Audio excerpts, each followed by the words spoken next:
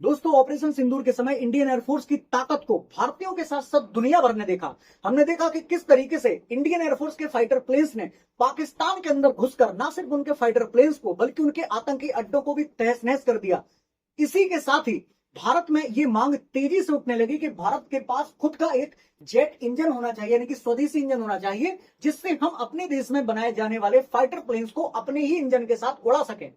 दोस्तों, हाल ही के कुछ दिनों में, 1 से 2 दिन में, ट्विटर पर यानी कि एक्स प्लेटफॉर्म पर लगातार ये हैशटैग ट्रेंड कर रहा है, फंड कावेरी इंजन। तो दोस्तों, क्या ये पूरा का पूरा मसला है, कावेरी इंजन क्या है और कावेरी प्रोजेक्ट क्या है, इस पर हम इस लेक्चर में बात करेंगे।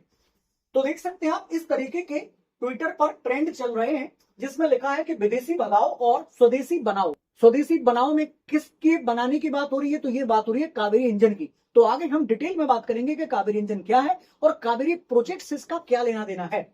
यहां पर देखिएगा, इस तरीके के कावेरी इंजन को फंडिंग दो।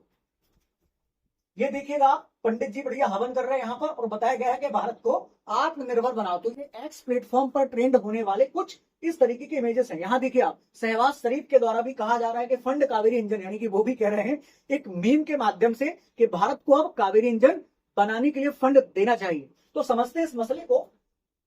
ये खबर है मिंट की, जिसमें लिखा है कि what is fund Kaveri engine, all about DRDO project and India to build indigenous fifth generation fighter jets. यानी कि याद रखना, भारत अभी तक 4.5 जनरेशन की टेक्नोलॉजी पर काम कर रहा है और अगर ये जेट इंजन हम बना लेते हैं तो हम दुनिया के उन देशों में शामिल हो जाएंगे, उन सीमित देशों में शामिल हो जाएंगे जिनके पास खुद के जेट इंजन बनाने की टेक्नोलॉजी है। अब आपके दिमाग में प्रश्न आ रहा होगा कि सर, ऐसे कौन से देश है दुनिया में जिनके पास खुद के फाइटर जेट बनाने की टेक्निक है? तो दुनिया के 193 देशों में से आप जानकर हैरान होंगे, मात्र 4 देश ऐसे हैं जिनके पास खुद का जेट इंजन बनाने की तकनीकी है, जो है अमेरिका, अमेरिका के साथ ब्रिटेन, इसके बाद रसिया और इसके बाद फ्रांस। आपके दिमाग में सबसे पहले आया होगा चाइना, लेकिन चाइना के पास भी खुद का जेट इंजन बनाने की तकनीकी नहीं है, वो भी दूसरे देशों से ही उधार लेता है। दोस्तों, ये मांग लगातार इस वजह से भी उठ रही है कि भारत के आसपास के जितने भी देश हैं वो सारे के सारे देश भारत के साथ फ्रेंडली होने का दिखावा करते हैं, जबकि फ्रेंड है नहीं। और जियो पॉलिटिक्स में कोई भी किसी का लंबे समय तक ना ही दोस्त होता है और ना ही दुश्मन। तो ये बात याद रखना कि भारत को आत्मनिर्भर बनाने के लिए इस बार की जो सरकारें हैं उन्होंने लगातार बहुत लंबे समय से प्रयास किया और मेक इन इंडिया जैसे प्रोजेक्ट को लेकर आए। तो जब ये प्रोजेक्ट बाकी सारी चीजों में काम कर रहे हैं तो यहां पर इस तरीके की मांग उठना भी लाजमी है कि डिफेंस सेक्टर में भी आत्मनिर्भर जितना जल्दी से जल्दी बना जा सके, तो हमें इस पर काम करना चाहिए। और उसी चीज को उड़ान लगाने के लिए कावेरी इंजन की जरूरत भारतीय सेना को, यानी कि इंडियन एयरफोर्स को अब तत्काल प्रभाव से है। यहां पर आप समझिएगा कि ये जो इंजन है, ये है क्या? तो Kaveri engine refers to an indigenous developed turbo engine used in light combat aircraft programme, it design and developed to propel fighter jets. मैं आपको सिंपल बताता हूं। देखो, सबसे पहले तो आप ये इमेज देखो, ये है आपका कावेरी इंजन। देखो, इसके ऊपर लिखा हुआ है कावेरी इंजन। ये कावेरी इंजन का डिजाइन है। याद रखिएगा कि कावेरी इंजन को लगाने की बात कहां पर की जा रही है? तो जो लाइट हल्के लड़ाकू विमान अर्थात तेजस जैसे जो विमान हैं, जिनमें अभी तक अमेरिका के द्वारा बनाए जा रहे इंजनों को क्या किया जाता है? असेंबल किया जाता है। और अमेरिका जो है, इंजन भारतीयों को देती तो है लेकिन उसकी टेक्नोलॉजी पूरे तरीके से नहीं देती है। तो अमेरिका ने इससे पहले जो F-35 भारत को दिए, इसके अलावा बोइंग जैसे विमान जो है भारत को दिए, फाइटर जेट। इसके अलावा हम बात करें तो रसिया ने सुखोई दिया और इसके साथ डसॉल्ट एविएशन आपने सुना होगा, फ्रांस का, उसने रफाइल दिया। तो इन सारे देशों के साथ हमारी डील हुई। लेकिन याद रखिएगा कि जब ये डील होती है तब कहा जाता है कि हम टेक्नोलॉजी का ट्रांसफर करेंगे, लेकिन आखिर आखिर तक ये देश जो है अपनी बातों से मुकर जाते हैं और ये कहते हैं कि हम आपके देश को सिर्फ और सिर्फ 80% तक की टेक्नोलॉजी का ट्रांसफर देंगे, 20% की तकनीकी जो है वो हमारे पास रहेगी, सीक्रेट रहेगी। अगर हम उसको अपने आपके साथ डिस्क्लोज कर देंगे, ये उनके मन की बात है कि अगर हम उसे आपके साथ डिस्क्लोज कर देंगे तो फिर हमारा जो मार्केट है, हमारे जो ग्राहक है, वो तो आप ही है। और अगर आपको हम बता देंगे कि ये फॉर्मूला हमने बनाया कैसे है, ये तकनीकी हम कैसे लेके आए, तो फिर तो आप खुद की धरती पर ये सारी चीजें बना लोगे। और यही प्रयास भारत जो है लगातार करने की फिराक में है और भारत लगातार कर रहा है। तो याद रखिए, मैं आपको पीछे से लेकर चलता हूं किसकी मांग उठी कब से। तो आप सभी लोग जानते हैं कि 1962 में और 65 में भारत और भारत के पाकिस्तान और चाइना के साथ लगातार बड़े बड़े युद्ध हुए। उन युद्धों में भारत को बाकी के जो भी देश हैं जो भारत के साथ होने का दिखावा करते हैं, उन देशों की औकात सही से पता चल गई। उन देशों से भारत ने, उन देशों में मैं बात कर रहा हूं अमेरिका की, है ना, जो आज भी ये दावा करता है कि भारत का पक्का दोस्त है, लेकिन आपने देखा कि कितनी पक्की दोस्ती निभाई उसने, कि युद्ध के समय जब ऑपरेशन सिंदूर चल रहा था उस समय उसने पाकिस्तान को क्या किया, आईएमएफ से फंड दिलवा दिया कि आप तो पैसा रखो और हथियार हमारे से खरीदो और भारत के ऊपर फेंको। हालांकि ये कहानी, लेकिन मन में उसके यही है। तो उस समय पर जब भारत को फाइटर जेट्स की जरूरत थी, उस समय भी भारत को अमेरिका ने किसी भी तरीके के फाइटर जेट्स देने में बहुत ज्यादा आनाकानी की थी। इसी को ध्यान में रखते हुए याद रखिएगा कि 1989 के लगभग डीआरडीओ ने एक प्रोजेक्ट अपने हाथों में लिया, खुद का एक जेट इंजन बनाने का। फाइटर प्लेन्स तो हम बना लेंगे, वो बनाना बहुत मुश्किल नहीं है, वो तकनीकी हमारे पास है भी, लेकिन जेट इंजन बनाना थोड़ा सा मुश्किल है, क्योंकि उसमें बहुत सारी टेक्निकलिटीज का ध्यान रखना होता है। और अगर हम उन सारी चीजों में सक्षम हो भी जाते हैं तो अगली जो सबसे बड़ी जरूरत होती है वो होती है फंड की। तो कहानी उसी फंड पर अटकी है, और साथ में तकनीकी को कहां से कैसे क्या लाया जाए, कैसे बनाया जाए, और भारत में ऐसी लेबोरेटरीज हमारे पास हो, ऐसा माहौल हो जिससे हम इसको ट्राई कर सके। इसीलिए भारत ने अपनी संस्था जो डीआरडीओ है, डीआरडीओ नाम की संस्था जो है, इसके माध्यम से रक्षा अनुसंधान एवं विकास संगठन डीआरडीओ के गैस टरबाइन रिसर्च एस्टेब्लिशमेंट यानी कि जीटीआरई नाम की संस्था के माध्यम से इस कावेरी इंजन को बनाने का काम अपने हाथों में लिया। और ये काम जो है 1989 से इस प्रोजेक्ट पर काम चल रहा है। लेकिन होता क्या है कि 1998 के आसपास आप जानते हैं कि भारत ने अपना परमाणु परीक्षण किया था। परमाणु परीक्षण करने के बाद दुनिया भर के देश जो है सख्ते में आ गए कि भारत तो तकनीकी के क्षेत्र में, डिफेंस के क्षेत्र में एक कदम हमसे आगे बढ़ने की फिराक में है।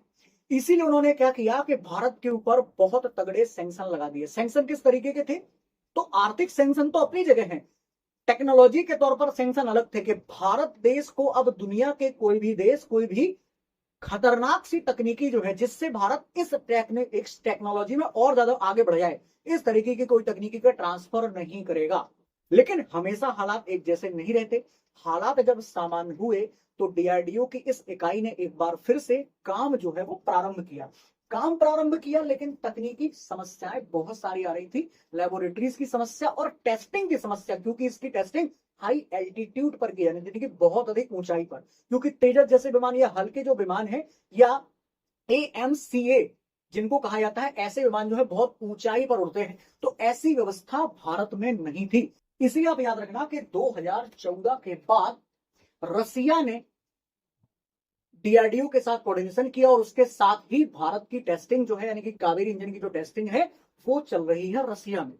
लेकिन याद रखिएगा कि चूंकि आप दूसरे देश पर निर्भर हैं, इसलिए आपको उनके हिसाब से काम करने होंगे। तो वहां के जो अधिकारी हैं वो कभी डेट्स नहीं देते, कभी लेट हो जाते हैं, कभी कहते हैं कि मात्र 25 घंटे की टेस्टिंग बची है, लेकिन 25 घंटे की टेस्टिंग के लिए उन्होंने कितना समय लगा लिया और कितना समय आगे लगा लेंगे इसका कोई पता नहीं है।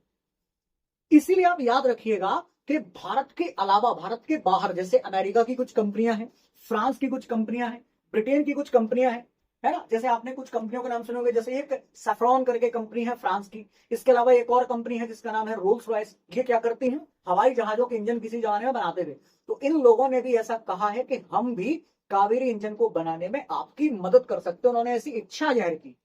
लेकिन बात वहीं पर फिर से आती है कि जब ये हमारे साथ बैठकर उस इंजन को बनाएंगे तो वो तकनीकी स्वदेशी कैसे हुई, इंडिजीनियस तकनीकी कैसे हुई। मैटर तो यहीं पर फंसा है कि हमें अपनी स्वदेशी तकनीकी के माध्यम से ही खुद का इंजन बनाना है, जिसके बारे में, जिसकी तकनीकी के बारे में सारी जानकारी हमारे तक सीमित रहे, और उसकी मदद से हम बहुत सारे ऐसे फाइटर प्लेन्स भविष्य में बना सकते हैं और इंडियन एयरफोर्स को आत्मनिर्भर बना सकते हैं, कि कभी भी युद्ध जैसी स्थिति होगी तो हम दूसरे देशों के सामने हाथ जोड़कर खड़े नहीं होंगे कि भाई साहब फाइटर प्लेन भेज दो, या ये फाइटर प्लेन जो भेज दिया इसका इंजन तो भेज दो, नहीं तो क्या ट्रैक्टर का इंजन लगा के उड़ाएंगे इसको। तो इन सारी चीजों से बचने के लिए ही ये डिफेंस रिसर्च डेवलपमेंट ऑर्गेनाइजेशन है कि डीआरडीओ, और गैस टरबाइन रिसर्च एस्टेब्लिशमेंट नाम की संस्था जो है ये काम कर रही है इस प्रोजेक्ट पर। याद रखना, इसकी शुरुआत 1989 में, जैसा कि मैंने आपको बताया, हल्के लड़ाकू विमानों को उड़ाने के लिए और विदेशी इंजनों पर निर्भरता कम करने के लिए बनाया गया है, ये प्रोजेक्ट लाया गया है, ताकि रक्षा के क्षेत्र में आत्मनिर्भरता भारत को हासिल हो जाए।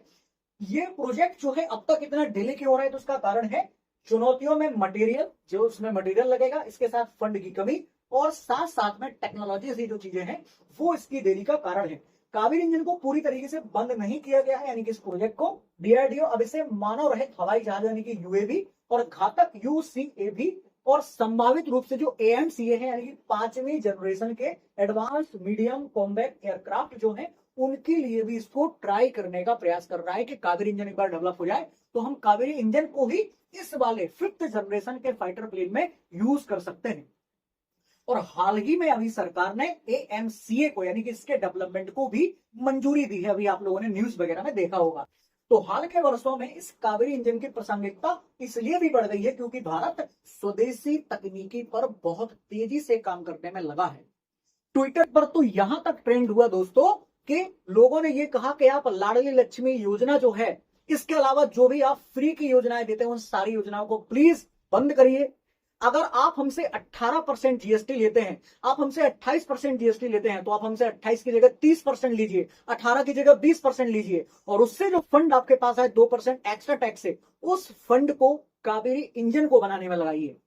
तो आप समझिएगा कि ट्विटर जैसे प्लेटफॉर्म पर यानी कि एक्स जैसे प्लेटफॉर्म पर आजकल तकनीकी की डिमांड भी लोग सरकार से करने लगे हैं। तो ये भी क्या है, एक तरीके का भारत के साथ अपना संबंध बताने की तकनीक है, यह संबंध बताने की एक कला है कि आप भारत से इन सारे प्लेटफॉर्म का आप कैसे पॉजिटिव यूज कर सकते हो।